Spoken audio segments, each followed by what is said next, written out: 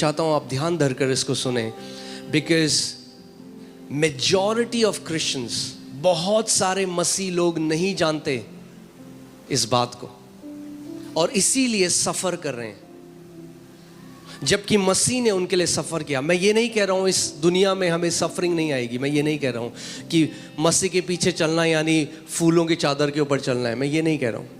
मगर मैं ये कह रहा हूँ आपको उन चीज़ों के लिए सफ़र करने की ज़रूरत नहीं है जिन चीज़ों के लिए मसीह सफ़र कर चुका है। उसने आपको अधिकार दिया है बीमारियों के ऊपर, दुष्ट आत्माओं के ऊपर। आमीन। सो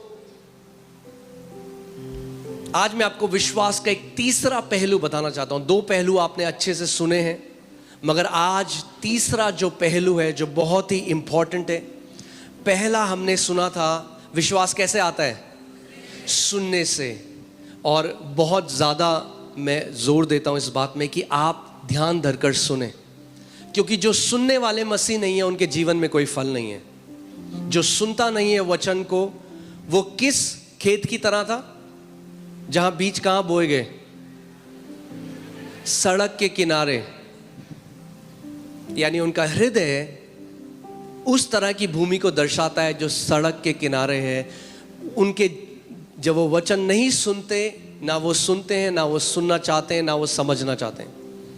और ऐसे मसीह जब कलीसी आते हैं, वो केवल अपना चमत्कार के लिए वीज़ा लगा दो ये और वो सब ठीक है, हम आपके लिए प्रार्थना करते हैं, मगर इस घर में जो एक सबसे बड़ा एक वैल्यू है वो है कि हम परमेश्वर के वचन का आदर करते हैं। आमीन। अगर आप ध्यान से परमेश्वर के वचन को सुनने वाले हो, आपको पता भी नहीं चलेगा, हल्के हल्के आपके जीवन में कैसे बदलाव आने लग जाएगा। याद है मैंने आपको 2 हफ्ते पहले बताया था, बाइबल कहती है, इंग्लिश बाइबल में लिखा था, the ground on its own ऑटोमेटोस, अपने आप से पृथ्वी फल फलती है, अपने आप से ग्रोथ आती है। सो पहला आपका जो काम है, और हमेशा हमें इस बात को ध्यान रखना है कि हम सुनने वाले हो। क्या सुनने वाले हो? Good news. क्या सुनने वाले हो? Good news. क्योंकि हम सराउंडेड हैं बैड न्यूज़ से। हाँ, आपने अगर कोई आपने न्यूज़ देखी तो क्या पढ़ रहे हो, हज़ारों लोग वहाँ मर गए, वहाँ भूकंप आ गया। और अगर आप हमेशा बैड न्यूज़ को सुनोगे तो वो क्या करेगा, वो आपके हृदय में इन्फ्लुएंस करने लग जाएगा। Whatever you hear affects your speaking. Your hearing affects your speaking. आपका सुनना आपके बोलने के ऊपर प्रभाव लाता है। यानी जो कुछ आप बार बार सुनते हो, आप जानोगे भी नहीं, अपने आप आपके मुंह से वो बाहर आने लग जाएगा। इसीलिए कोई भी विक्टोरियस लाइफ, चंगाई, छुटकारा, बढ़ोतरी, हर एक चीज सुनने से शुरू होती है। परमेश्वर का हर एक काम कैसे शुरू होता है? सुनने से। The Bible says because you heard the gospel. सबसे पहले कैसे हमारा उद्धार कैसे हुआ? सुनने से। हमारा उद्धार दान करने से नहीं हुआ, हमारा उद्धार किसी धार्मिक, हमने सुसमाचार को क्या किया? सुना सबसे पहले। So that's the first foundation of faith. We hear the good news and we don't just hear the good news, we keep hearing the good news. हम लोग सुसमाचार को सुनते रहेंगे।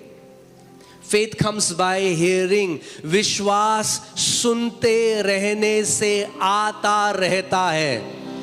इसको मैं इस तरह से बोलूंगा, विश्वास कैसे आता है? वो एक बार आता नहीं है, आता रहता है। जैसे आप सुनते रहोगे गुड न्यूज़ को, you will have abundant supply of faith. वो ऐसे झरने की तरह है। जब आप गुड न्यूज़ सुनते रहोगे, जब आप सुनते रहोगे कि यीशु मसीह ने लहू बहाया, जब आप सुनते रहोगे कि उसने हमें धर्मी बना दिया है, जब आप गुड न्यूज़ को सुनते रहोगे, आपकी विश्वास की सप्लाई फुल होगी, फुल।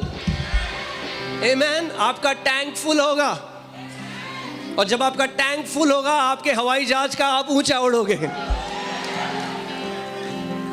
सो जब कभी डर लगने लगे, जब कभी चिंताएं सताने लगे, जब कभी अनसर्टेनिटी आने लग जाए आगे क्या होगा फ्यूचर में, go back to hearing the good news. वापस चले जाओ और सुसमाचार को सुनो। बहुत ज़रूरी है सुनना। यीशु मसीह का सबसे बड़ा चैलेंज पापी लोग नहीं थे, पापी लोग नहीं थे। पापी तो बहुत कंफर्टेबल थे उसके सामने। उसका सबसे बड़ा चैलेंज था अल्ट्रा रिलीजियस पीपल, जो जैसे पास्टर सामर्थ बोलते हैं घड़े आत्मिक लोग, ओवर स्पिरिचुअल पीपल। और बार बार वो सुनना नहीं चाहते थे प्रभु जो बोल रहे हैं। क्यों? क्योंकि उन्हें लगता था उन्हें सब कुछ आता है। जो धर्मी लोग हैं, जो धर्मी नहीं, धर्मी तो अच्छे लोग हैं, जो स्पिरिचुअल, जो फैरिसिकल लोग हैं, प्रभु ने कहा फरीसियों की खमीर से बच के रखना अपने आप को। क्यों खमीर का उदाहरण क्यों दिया परमेश्वर ने? क्योंकि जो स्पिरिचुअल प्राइड है ना, आपको पता भी नहीं चलेगा। आप जानते हो एक चूहे को, जो चूहे की दवाई चूहे को मारने के लिए होती है, जो आटे में मिलाते हैं, आपको पता है वो कितनी परसेंटेज डाली जाती है उस आटे में?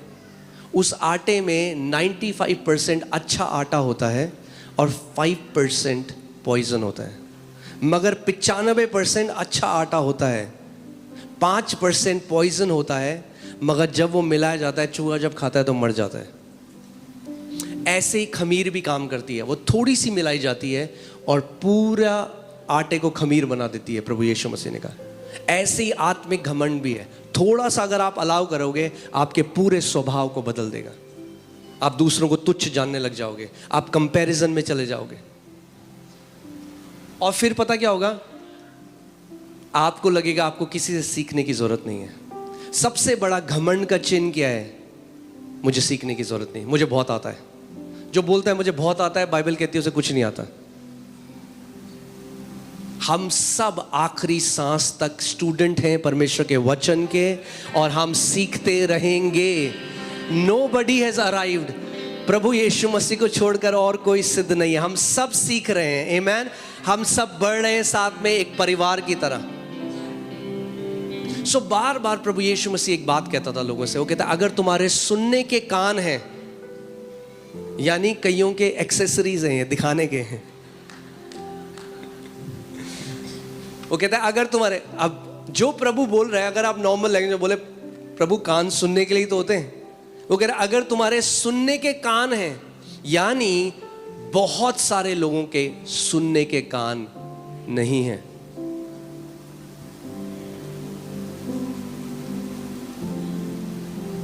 बहुत सारे लोग टोटका सोच रहे हैं, आप बताओ पास्टर हम क्या करें, आप बताओ हम क्या करें, हम ये करें, हम वो करें। प्रभु कह रहा है नहीं, बैठ के सुन तू, पहले सुसमाचार सुन। तुझे ज्यादा डोज चाहिए मेरे सुसमाचार की। हाँ, यू नीड मोर गॉस्पेल। और डोज दो इसे सुसमाचार की।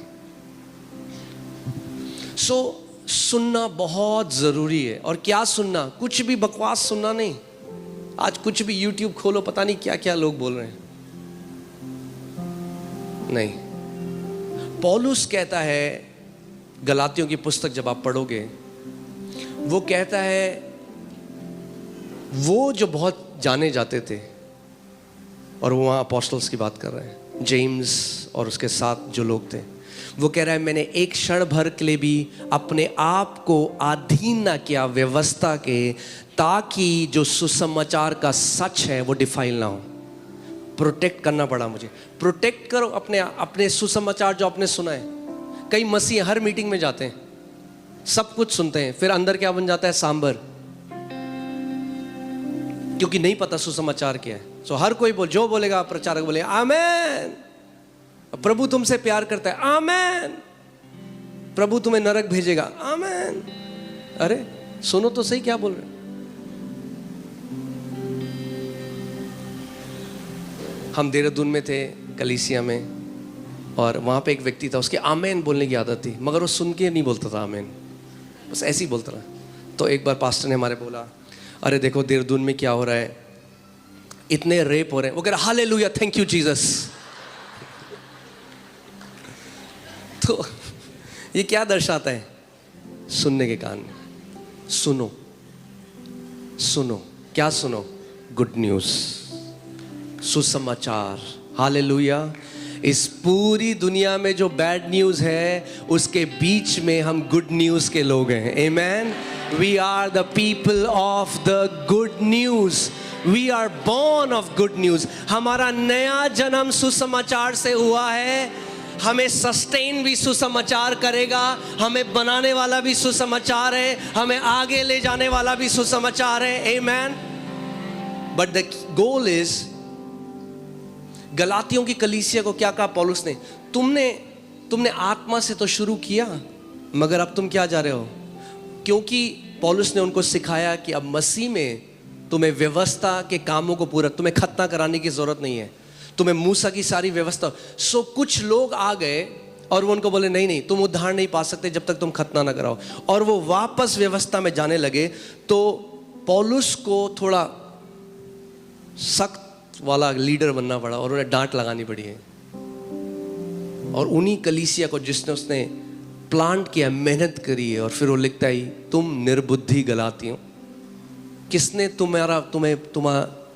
तुम्हें बिविच कर दिया, यानी किसने मंत्र कर दिया तुम्हारे ऊपर कि तुम सुसमाचार को भूल गए हो.